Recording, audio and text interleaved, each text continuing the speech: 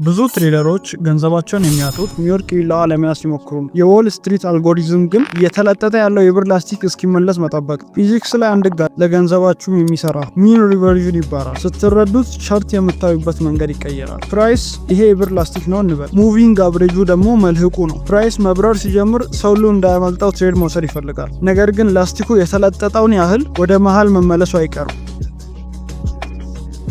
ማርኬት ክራሽ ሲያደርግም ተመሳሳይ ነገር ነው የሚፈጠረው። አላማችን እያበቃለት ይመስል ይሆናል። እውነታው ግን ላስቲኩ ወደ ታች ተወጥሯል ማለት ነው። ወደ ኋላ መመለሱ የማይቀር ነው።